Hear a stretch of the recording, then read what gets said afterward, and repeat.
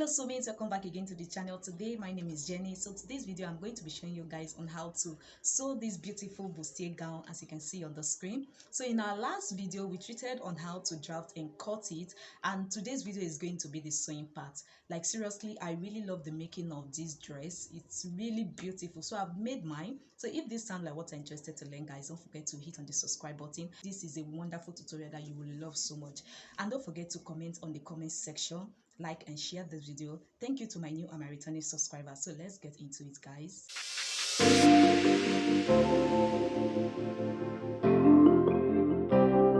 Welcome back again, soulmates. So guys, I've gone ahead to use the pattern we drafted in our last video. I've used it to cut out my fabrics, and as you can see what we have here, and I've added all my stitching allowance. So except the side where we have added the 1.5 inches allowance already on our pattern, you don't need to add any allowance. So but the rest of the side, you're going to add ½ inch, okay. So also the zip area, you don't need allowance at that part. So let's work on the front pattern and put the back pattern aside. So the first thing now to do is to open up this piece like this, and I'm going to bring one of the center front of the main fabric. Then I'm going to also bring one of the side front of the main fabric, and I'm going to stitch it up together. So mind you, the center front is not on fold, okay, so it's separate. So I'm also going to do the same thing on the other side of the center front. So after stitching them together, I'm going to just join them together. So guys, let me go ahead and stitch it down, both the main fabric and the lining. So guys, after stitching, this is what we have. You can see how it's looking at the center front. You can see how it's looking on the main fabric. This is it. So guys, you can see that the V part, I did not stitch it because we need it to be open.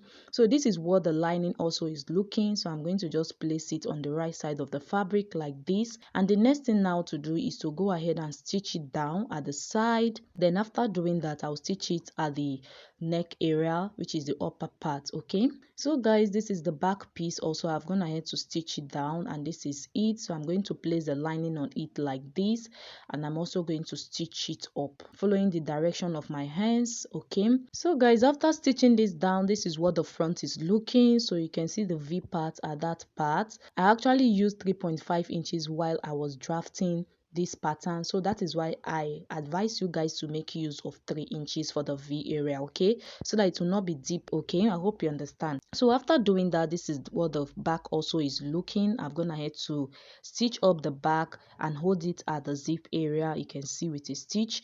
So the next thing now to do is to place the back on the front like this, and I'm going to go ahead and stitch up the side using my body measurement. So guys, after stitching up the side, this is what we are having now.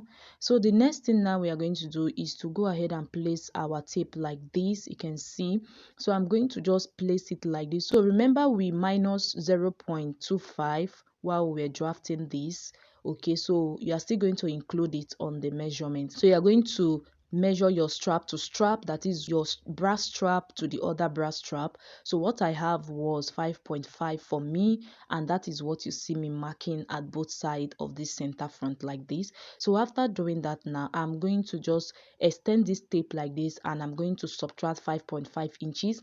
Remember, that is what we subtracted when we were drafting this pattern. This is an off shoulder, so I subtracted 5.5 inches. Then I will come down by my armhole length, which is 7.5, and I will just mark it there. So after doing that, I will just go ahead now and curve this part like this to form the armhole curve. So because we are trying to trim off the armhole area, okay, so that we can attach the sleeve. So this is what I normally do, and it works perfectly for me. So guys, this is it. After trimming it off, this is what we are having now. So when I measure it together, what I got was 11 inches, and that is fine for me. So just measure out your strap to strap, whatsoever you have there, you are going to use it to derive the armhole area, okay. I've gone ahead to cut out the sleeve, and this is what we have for the sleeve. I cut out 2 pieces for the sleeve, you can see it's on fold. So I'm going to just fold the both of them together like this, because I'll be cutting out a curve to fit perfectly on the armhole area. Hope you understand. So if you don't do this, the sleeve will not sit perfectly on the armhole area. So I'm going to just place the gown like this, you can see. So but before then, I'm going to mark 1 inch, which is going to be the elastic casing. I hope you understand. So after marking 1 inch like this downward, I'm going to place my dress like this on that 1 inch line, and I'm going to follow up with the curve I have there. So I'm doing this at the open side of the sleeve, not at the center front of the sleeve, which is closed. No, at the open side of the sleeve, that is where I'm doing this. Okay, so that is where I'm placing the dress. So you just place it like that, and that is it, guys. You can see what we are having when I open it up. This is it. So I'm going to just fold in that 1 inch at the top to form the elastic casing, and go ahead and add your elastic. So remember, it was 5.5 inches we subtracted for the off shoulder, so that is what I'm going to be using. 5.5 inches times 2, and I'm going to have 11 inches. So I'm going to cut out 11 inches for the elastic and insert it in. Then at the bottom part of the sleeve, go ahead and measure out your wrist measurement and use it on the bottom part to get the elastic. So after doing that, guys, this is what the sleeve is looking like. You can see. So now to get the perfect parts to sew in as a seam for the sleeve, I'm going to place the sleeve like this, and I'll measure it out to know where the seam of the gown is. Then exactly at that point, I'm going to just mark, and I'll stitch it down all the way to the bottom part of the sleeve. So I hope you understand. So if you have a perfect way of attaching your sleeve, you can go ahead and do so, but for me, this is what I normally do. After getting that, and I've stitched up the side of the sleeve, so I'm going to place the seam to seam now, open up the dress and get the seam of the dress, and I'm going to open it up and place the seam of the sleeve and the seam of the dress together, and I'll stitch it up like this. So after doing that, the next thing I went ahead to do is to cut out this fabric, which I'm going to be using for the gathers at the side. So the width of this fabric is actually 25 inches, and the length is the length of this paper plus ½ inch stitching allowance. Okay, so the length of the paper we slashed plus ½ inch stitching allowance, that is it. So this is it, guys. So I'm going to place paper 5 like this, which is the hip area of the side. So I'm going to just place it on the closed part of this fabric, not on the open part. It's going to be at the closed part, so it's going to be the side. Okay, because there is no stitching allowance or there's no seam at the side of the gathers, so the closed part is where you are going to place paper 5. Then to know where to place the other part, you are going to divide this fabric into the number of pieces of paper you slashed. So the number of paper I slashed was up to 5 pieces, so 25 divided by 5, and I got 5 inches. The distance is going to be 5 inches. I hope you understand. So after marking the 5 inches, I'm going to place the papers on the points where I marked that 5 inches points. That is where you see me placing the paper like this. So after placing it, I placed it according to the numbers. So after paper 5, I placed paper 4. Then after paper 4, I placed paper 3. Then after paper 3, I placed paper 2, and so on and so forth. So the last one was paper 1 towards the open parts. So after placing it, I also went ahead to see what I have at the middle, that is the space between them now has become 3 inches. Okay, so the spacing now is 3 inches, and that is fine. So I went ahead to place paper 1 like this towards the open part, and this is what you see me doing. This is very easy. Just pin them down and they will obey you. So all you need to do is to pin them down and they will surely obey you. Okay, so after doing that, now I'm going to just shape the upper parts. So just follow the shape at the upper part like this, and I'm going to shape it out so you can see what I'm doing. So after shaping it out, guys, the next thing now to do is to add your ½ inch stitching allowance.